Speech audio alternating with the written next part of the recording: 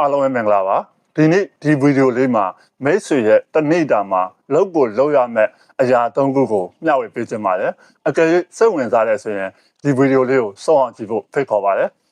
ကျွန်တော်တို့ဘဝမှာတနေ့တာမှာလောက်ရမယ်အရာတွေအများကြီးရှိတယ်တစ်လတာမှာလောက်ရမယ်အရာတွေရှိတယ်တစ်နှစ်တာမှာလောက်ရမယ်အရာတွေအများကြီးရှိတယ်တစ်ဆက်တည်းမှာပဲကျွန်တော်တို့ဒီနေ့တနေ့တာမှာလောက်ကိုလောက်တဲ့အရာ၃ခုကိုပြောပြခြင်းပါတယ်အဲ့ဒါဘာတွေလဲဆိုတော့ပထမဆုံးတစ်ချက်အနေနဲ့ကျွန်တော်တို့အိတ်ဆက်ခြင်းလို့ခေါ်ပါတယ်ဟုတ်ပါတယ်တနေ့တာကိုကျွန်တော်တို့အနည်းဆုံး7နာရီအိတ်ဖို့လိုအပ်ပါတယ်အဲ့ဒီလိုတနေ့တာမှာ7နာရီအိတ်ဆက်ခြင်းအဖြစ်မိတ်ဆွေရဲ့စိတ်ကြည်လင်လန်းဆန်းမှုကိုရရှိပါလိမ့်မယ်တစ်ဆက်တည်းမှာပဲစိတ်ကြည်လင်လန်းဆန်းမှုနဲ့အတူမိတ်ဆွေရဲ့ပျော်ရွှင်မှုကိုလည်းဖန်တီးနိုင်ပါလိမ့်မယ်ဒါကအိတ်ဆက်ခြင်းကနေတော့ရရှိတဲ့အကျိုးကျေးဇူးပါ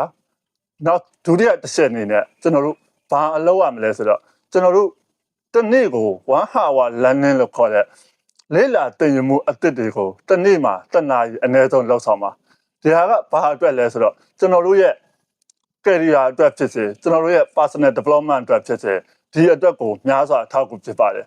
အကယ်၍ဒီတနေ့မှာတစ်နာရီလေ့လာသင်ယူမှုအသစ်တွေကိုလုပ်ခြင်းအပြင်မဲဆွေရဲ့ဘဝတိုးတက်ပြောင်းလဲဖို့အတွက်လည်းများစွာမှအထောက်အကူဖြစ်စေပါလိမ့်မယ်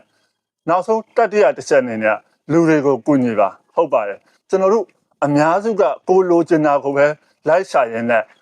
ဘဝ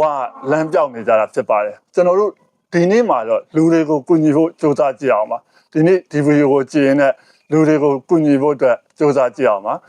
ကျွန်တော်တို့အနေနဲ့လူတွေကိုကူညီခြင်းအဖြစ်ဘာတွေရရှိနိုင်လဲဆိုရင်လူတွေကိုကူညီခြင်းအဖြစ်ကျွန်တော်တို့ပထမဆုံးအနေနဲ့ communication လို့ခေါ်တဲ့